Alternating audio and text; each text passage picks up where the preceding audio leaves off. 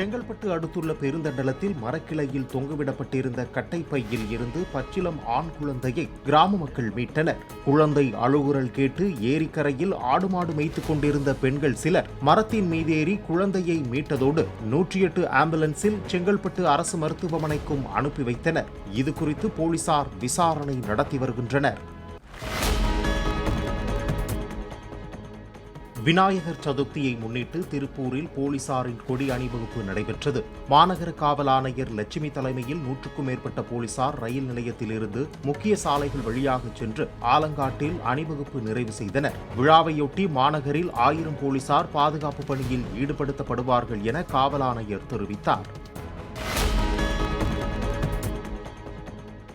விருதுநகர் மாவட்டம் வெம்பக்கோட்டையில் நடைபெற்று வரும் 3ஆம் கட்ட அகழாய்வில் முழுமையான செங்கல் சுவர் கண்டுபிடிக்கப்பட்டது. இதன் மூலமாக முன்னோர்கள் இப்பகுதியில் வசித்தது உறுதி செய்யப்பட்டிருப்பதாக தெரிவித்த தொல்லியல் துறையினர், இதுவரையில் இங்கிருந்து சுமார் 1700 பொருட்கள் கண்டெடுக்கப்பட்டுள்ளதாகவும் தெரிவித்தனர்.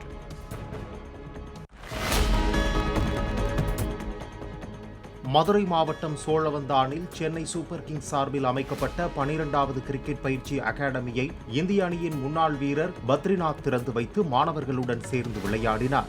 இந்தியாவில் டெஸ்ட் கிரிக்கெட்டை பார்க்க மக்களால் நேரம் ஒதுக்க முடியாததால் T20யை விரும்பி பார்க்கிறார்கள். இது அடுத்த கட்ட வளர்ச்சிதான் என பத்ரிநாத் கூறினார்.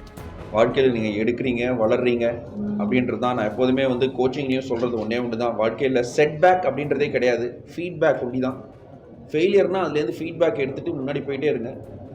நல்லது நடந்ததுன்னா ஓகே, அதில் என்ன பண்ணீங்களோ அதையே திருப்பி பண்ணுங்கள். பட் ஃபெயிலியர் நடந்ததுன்னா ஃபீட்பேக் எடுத்துகிட்டு முன்னேறுங்க. அதுதான், அவ்வளோதான்.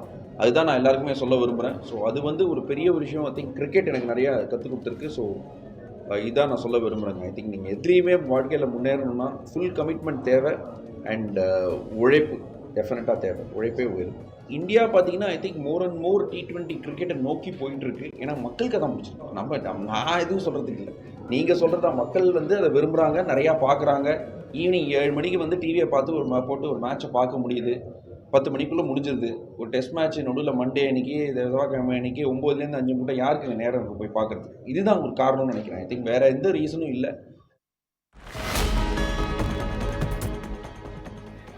மதுரை மாவட்டம் செக்கானூரணி பேருந்து நிலையத்தின் மேற்கூரை பெயர்ந்து விழுந்ததில் ஒருவர் காயமடைந்தார். கம்பிகள் வெளியே நீட்டியபடி சிதிலமடைந்து காணப்பட்ட கான்கிரீட் மேற்கூரை யார் மீதும் விழுந்து விடாமல் இருக்க வாசி என்பவர் குச்சியால் தட்டிவிட அது அவர் மீதே பெயர்ந்து விழுந்ததாக கூறப்படுகிறது.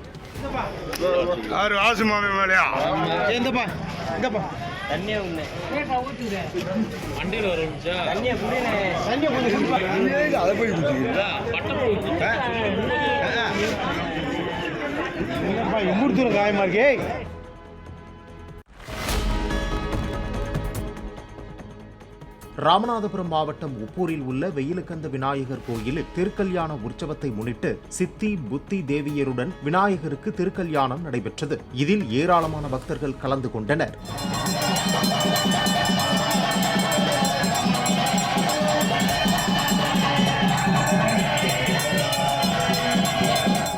நாளை விநாயகர் சதுர்த்தியை முன்னிட்டு பூக்குழி உற்சவ விழா நடைபெறும் என கோயில் நிர்வாகம் தரப்பில் தெரிவிக்கப்பட்டுள்ளது.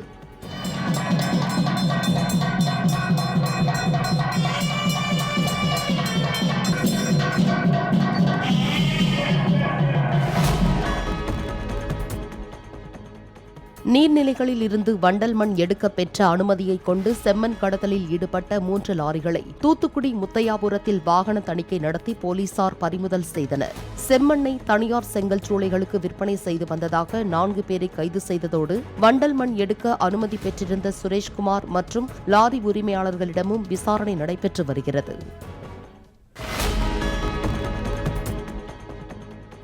சம்பா சாகுபடிக்கு காவிரியிலிருந்து போதிய நீர் கிடைக்குமா என்ற சந்தேகம் எழுந்துள்ளதால் மயிலாடுதுறை மாவட்டத்தில் விவசாயிகள் நேரடி விதைப்பில் ஈடுபட்டு வருகின்றனர். வயலில் டிராக்டர் கொண்டு உழுது அதில் நெல் விதைகளை தூவியுள்ள விவசாயிகள் மழையை எதிர்பார்த்து காத்திருப்பதாக தெரிவித்தனர். காவிரி கொள்ளிடம் ஆற்றில் உபரி நீர் திறக்கப்பட்ட போதிலும் எந்த வாய்க்காலிலோ குளத்திலோ தண்ணீர் திறக்கப்படவில்லை என தெரிவித்தனர். இந்த பகுதியில் ஆற்று பாசனத்தை நம்பி விவசாயம் பண்ண முடியாது. இப்போ ஏன்னா எதிர்பார்க்குற நேரத்தில் மேட்டூர் நீர் எங்களுக்கு சேராது.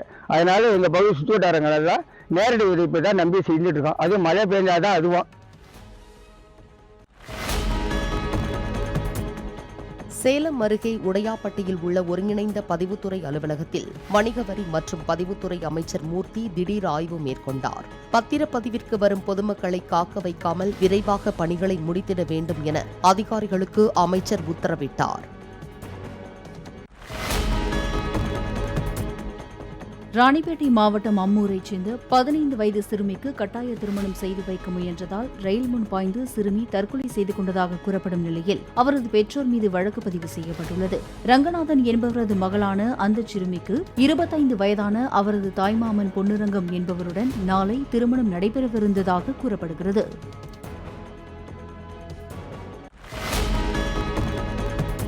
சென்னை அடுத்த தாம்பரத்தில் வீட்டின் பின்பக்க கதவை உடைத்து உள்ளே சென்று கணவன் மனைவியை கத்தியை காட்டி மிரட்டி தாலி சங்கிலி பணம் ஆகியவற்றை பறித்துச் சென்ற நபரை போலீசார் தேடி வருகின்றனர். வேங்கம்பாக்கத்தைச் சேர்ந்த சிவக்குமார் என்பவர் வீட்டின் மொட்டை மாடியில் குடும்பத்துடன் உறங்கிக் கொண்டிருந்த போது கதவு உடைபடும் சத்தம் கேட்டு கீழே வந்து பார்த்துள்ளனர். பின்பக்க கதவை உடைத்துக் கொண்டு உள்ளே வந்த மர்ம நபர் பீரோவை உடைக்கும் முயற்சியில் ஈடுபட்டுள்ளார்.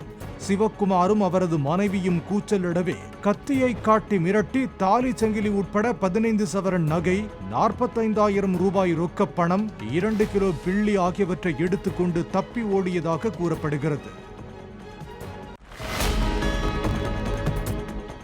விழுப்புரம் மாவட்டம் அரகண்டநல்லூர் சார் பதிவாளர் அலுவலகத்தில் நடைபெற்ற திடீர் லஞ்ச ஒழிப்பு சோதனையில் கணக்கில் வராத 71,000 ரூபாய் பிடிபட்டுள்ளது.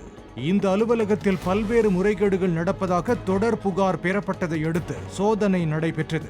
பணம் பறிமுதல் தொடர்பாக சார் பதிவாளர் ஐயனார் மற்றும் இடைத்தரகர்களிடம் விசாரணை நடைபெற்று வருகிறது.